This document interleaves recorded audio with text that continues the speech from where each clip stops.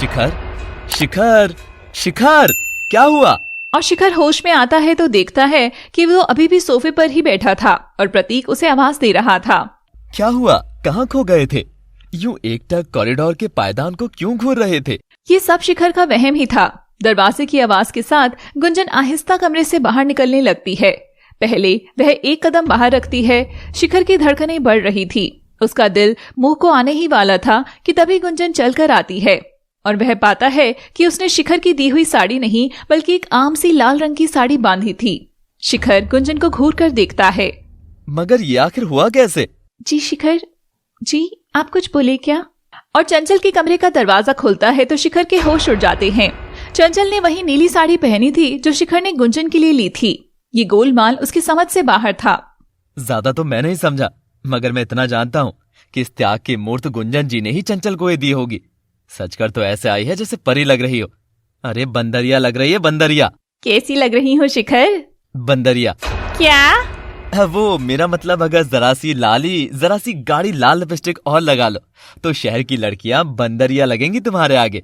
ये सुनकर चंचल चने के झाड़ पर चढ़कर ऐसी चमचम करती तैयार होती है कि उसे देख शिखर को हंसी आ रही थी। गुंजन अपनी सादगी को अब भी ओढ़े हुए थी और सब विक्रांत के घर पहुंचते हैं। आ गया आप सब अंदर आते हैं कि तभी प्रतीक को तो शराब खाना दिखता है और वो उधर को निकल लेता है।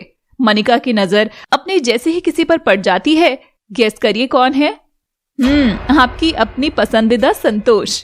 संतोष अपने अंदाज में चटकीली साड़ी लपेटे खड़ी थी। पास में उसका पति खड़ा था। तभी वो मनिका को आते देखता है। तुम अभी भी यहीं खड़े हो? अरे सजनवा, तनिक मेरा पीछा छोड़ो और मर्द लोगों के बीच जाओ। क्या जब देखो लुगैया के पल्लू से बंधकर रहोगे? ये सुन उसका पति वहां से चला जाता है।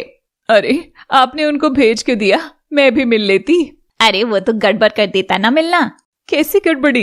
वो हमार सजनवा थोड़ा करेक्टर से स्लिपवा हो जाता है।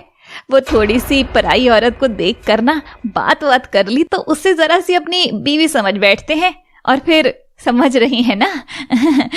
मनिका का तो सिर संतोष की बात सुन घूम गया था। आप सब कोई हमारी तरह सुंदर सुशील पतिव्रता बीवी थोड़ी होती है जो अपने पति के अलावा किसी को ना देखे। और संतोष तुरंत कनखी आंखों से अपने जेठ विनायक को घूर लेती है, ऊपर से नीचे तक। दिल जलता है तो चलने दो, आंसू न बहाओ, उसे याद न करो। हाय क्यों बहन जी, लाओ ग्लास में से 2-4 बर्फ का टुकड़ा ही डाल दो मेरे ब्लाउज में। ये ससुरा दिल जलना भी बंद कर दे।